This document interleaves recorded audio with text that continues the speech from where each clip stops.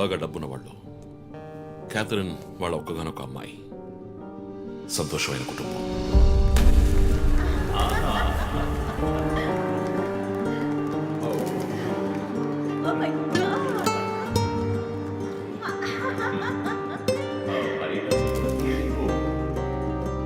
ఆ ఇంట్లో ఓ పనివాడు ఉండేవాడు. పేరు మరియదాసు. పనివాళ్ళ కాకుండా కుటుంబంలో ఒకడిగా కలిసిపోయాడు. వంట పని చేయడం, ఇంటి పని చేయడం, క్యాథరిన్ని స్కూల్కి డ్రాప్ చేయడం అన్నీ వాడే చూసుకునేవాడు.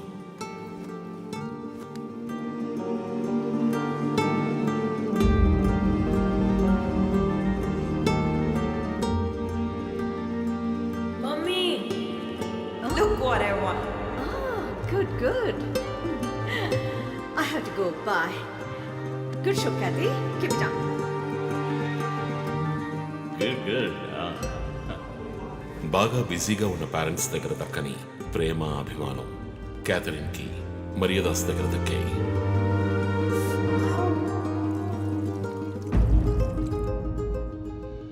కానీ ఒక్క రాత్రిలో ఆ కుటుంబం చిన్నాభిన్నమైపోయింది.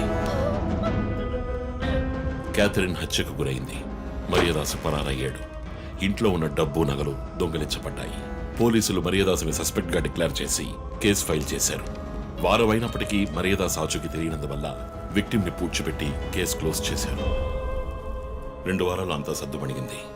కానీ ఈ కేసులో ఏదో మర్మం ఉంది, నిజమైన హంతకుడిని కనిపెట్టలేదు అని మీడియాలో వార్తలు ప్రసారం అయ్యాయి. ప్రజలు ధర్నాలు చేశారు. మరియదాసు కుటుంబం శివానందని మీట్ అయ్యి రిక్వెస్ట్ చేసినందువల్ల హైకోర్టులో ప్రజా ప్రయోజన వ్యాజ్యం వేసి కేసుని రీఓపెన్ చేయించారు. హైకోర్టు ఆర్డర్తో ఒక స్పెషల్ ఇన్వెస్టిగేషన్ టీం నా నాయకత్వంలో ఏర్పాటైంది. నేను క్యాథరిన్ బాడీని ఎగ్జ్యూమ్ చేసి రీపోస్ట్ మార్టంకి ఆర్డర్ చేశాను. కానీ కేసు సాల్వ్ చేయడానికి ముఖ్యమైన ఎవిడెన్స్ అయిన మర్డర్ వెపన్ మాకు దొరకలేదు. ఒకరోజు I got the breakthrough. Hello how are you? Fine. తీసుకోండి. No thanks. Can I go? Ya sure.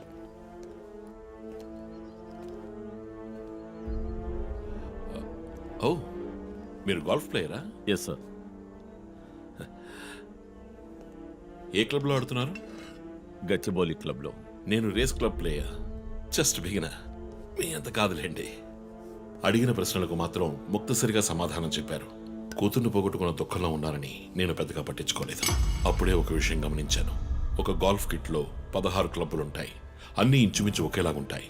ఒకే ఒక్క క్లబ్ తప్ప. అదే పట్టర్. హోల్ దగ్గరున్న బంతిని కొట్టడానికి యూజ్ చేసే క్లబ్. ఇమాన్యువల్ దగ్గరున్న కిట్లో ఆ పట్టర్ కొత్తదిగా ఉంది. క్యాడీ దగ్గర మాట్లాడిన దాన్ని బట్టి ఇమాన్యువల్ హత్య జరిగిన 2 వారాల తర్వాత ఒకే ఒక్కసారి మాత్రం గోల్ఫ్ ఆడడానికి వచ్చినట్టుగా తెలిసింది.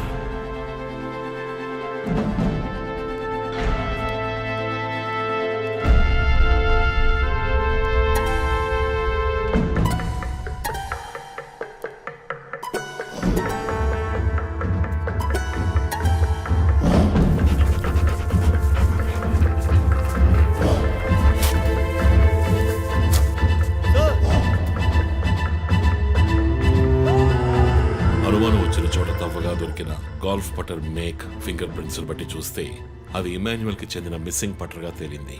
ఫోరెన్సిక్ ల్యాబ్ ఎగ్జామినేషన్ లో మేము వెతుకుతున్న మర్డర్ వెపన్ అదేనని నిర్ధారణ అయింది. డిఎన్ఏ రిపోర్ట్ లో 2 ముఖ్యమైన ఆధారాలు దొరికాయి. ఫస్ట్, క్రైమ్ స్పాట్ లో క్యాథరిన్ మాత్రమే కాదు, మరియదాసు రక్తం కూడా ఉంది. సెకండ్లీ, దొరికిన గోల్ఫ్ పటర్ మీద ఉన్న బ్లడ్ ట్రేసెస్ మరియదాసువి. సో మరియదాసు మిస్ కాలేదు, మర్డర్ చేయబడ్డాడని కనిపెట్టాను.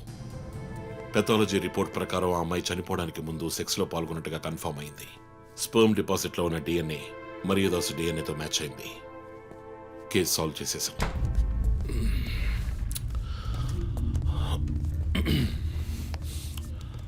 పోస్ట్ మార్టం రిపోర్ట్ ప్రకారం మరియదాసే ముందు చనిపోయాడు. ఆ తర్వాతే మీ అమ్మాయి. మీ ఇంటి సీసీటీవీ ఫుటేజ్ పరిశీలించి చూడగా అనుమానాస్పదంగా ఎవరూ లోపలికి రాలేదు. కానీ ముఖ్యంగా మరియదాసు డెడ్ బాడీ మీ ఫామ్ హౌస్లో దొరికింది. పార్టీ క్యాన్సిల్ అయితే ముందే చెప్పకర్లా? Big waste of time. కొత్త కార్లో టెస్ట్ డ్రైవ్ వెళ్ళామనుకుంటా పోలా.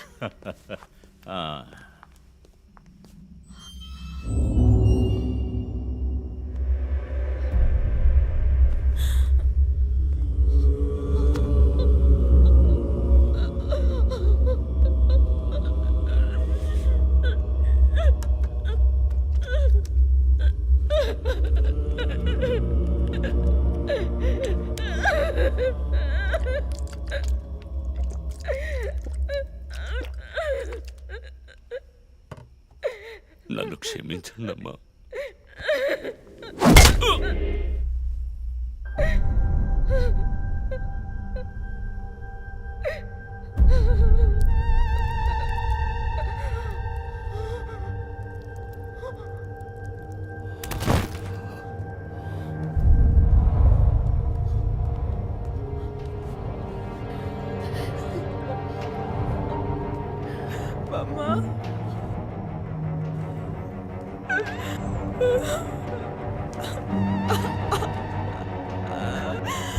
Why did you do this, Papa? Why?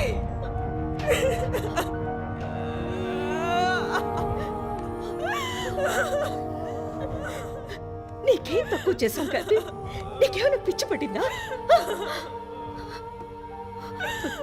చూడు, నువ్వు చిన్నపిల్లవి. నీ మంచి కోసమే చెప్తున్నాను. అంతా మేము చూసుకుంటాం.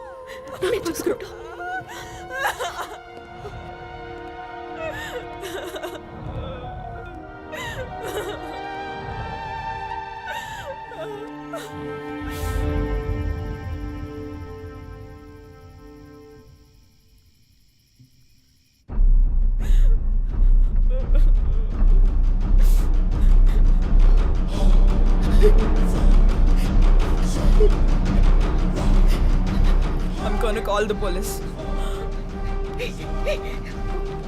వద్దు. Ma, please leave me. వద్దు. Do something. Stop her. Kathy, Do పోలీసులు something. చెప్పొద్దు. Stop her. I told you to stop.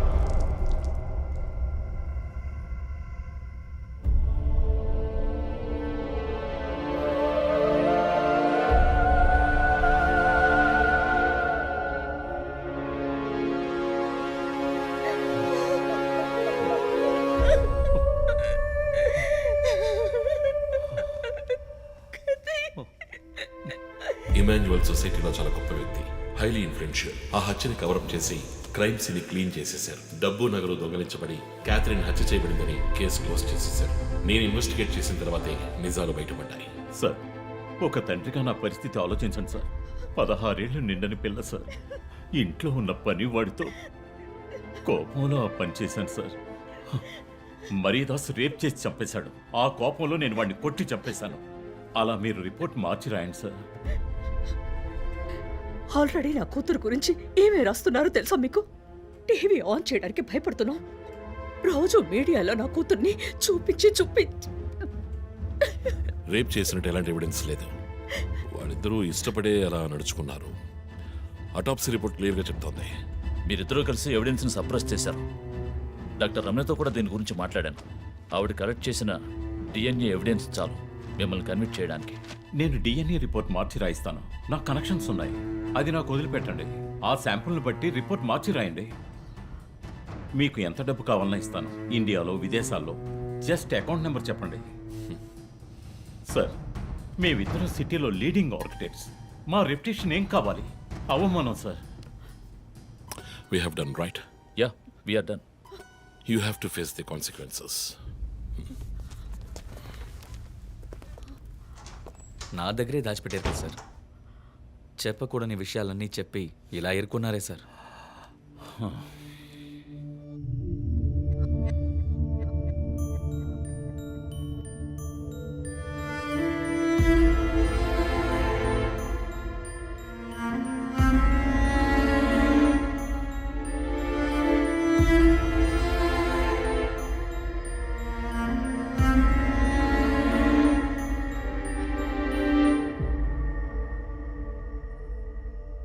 Catherine వయస్సు మనల్ని అర్థం చేసుకోలేదు. అడిగిందల్లా కొనిచ్చాం. డబ్బు ఖర్చు చేసామే కానీ కొంచెం టైము ఖర్చు చేసి ఉండాల్సింది.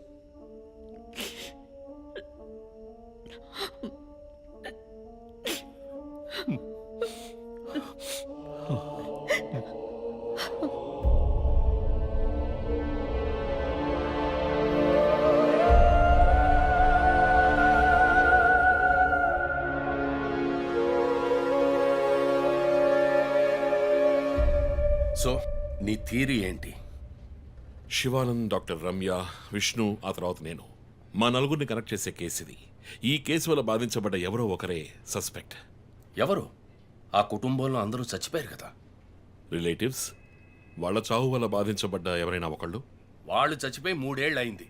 ఇన్నాళ్ళు లేనిది ఇప్పుడు ఎందుకు జరుగుతోంది? I'm not convinced. Sir investigation చేస్తేనే కదా sir. Ranjith, I'm sorry, I have to do this. ఇక నుంచి ఈ కేసు నేను తీసుకుంటున్నాను. మీరిద్దరూ నాకు రిపోర్ట్ చేయండి. Sir please sir. నువ్వు పర్సనల్ గా ఇన్వాల్వ్ అయ్యావు. నీ జడ్జ్మెంట్ సరిగ్గా ఉండదు. నీకు పార్కిన్సన్స్ ఉందని నా దగ్గర దాచడమే తప్పు. ఆ రోజు ఏమైనా అయి ఉంటే? సార్ నేను ఇన్వెస్టిగేషన్లో ఉండి తీరాలి సార్. ఉంటావు, కానీ ఫీల్డ్ వర్క్ లో కాదు. Vandana, I'm ready to meet the press.